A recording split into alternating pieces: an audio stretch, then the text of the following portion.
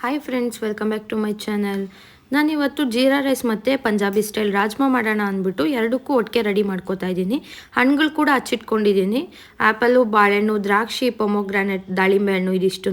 ರಾಜ್ಮಾ ಕೂಡ ಬೇಗನೆ ನಾನು ಎಲ್ಲ ರೆಡಿ ಮಾಡಿಕೊಂಡೆ. ರಾಜ್ಮಾ ಮತ್ತು ಜೀರಾ ರೈಸ್ನ ಮಧ್ಯಾಹ್ನ ಊಟಕ್ಕೆ ಅಂತ ಮಾಡಿ ಬೆಳಗಿನ ಬ್ರೇಕ್ಫಾಸ್ಟ್ಗೆ ಸಬ್ಜಾ ಸೀಡ್ಸು, ಚಿಯಾ ಸೀಡ್ಸು ಹಾಕ್ಬಿಟ್ಟು ಒಂದು ಕಸ್ಟರ್ಡ್ ಮಾಡ್ಕೊಂಡಿದ್ದೆ. ಬಿಕಾಸ್ ಸಮ್ಮರ್ ಆಗಿರೋದ್ರಿಂದ ಸಬ್ಜಾ ಸೀಡ್ಸು ನಾವು ಅರ್ಲಿ ಮಾರ್ನಿಂಗ್ ಖಾಲಿ ಹೊಟ್ಟೆಯಲ್ಲಿ ಕುಡಿಯೋದ್ರಿಂದ ಅಥವಾ ಯಾವುದ್ರಲ್ಲಾದರೂ ಈ ರೀತಿ ಮಾಡ್ಕೊಂಡು ತಿನ್ನೋದ್ರಿಂದ ಬಾಡಿ ಕೂಲಾಗಿರುತ್ತೆ ಅಂದ್ಬಿಟ್ಟು ನಾನು ಇದನ್ನ ಡೀಟೇಲ್ ರೆಸಿಪಿ ಕೂಡ ಎಲ್ಲನೂ ಶೇರ್ ಮಾಡ್ತಾಯಿದ್ದೀನಿ. ನಾನು jeera rice 1 pot jeera rice ಅನ್ನೋ ಥರ ಮಾಡ್ಕೋತಾ ಇದ್ದೀನಿ. ತುಂಬ ಥರ ಜೀರಾ ರೈಸ್ ಮಾಡ್ಬೋದು, ಬಟ್ ನಾನು ಮಾಡ್ತಾ ಇರೋದು ಈ ಥರ.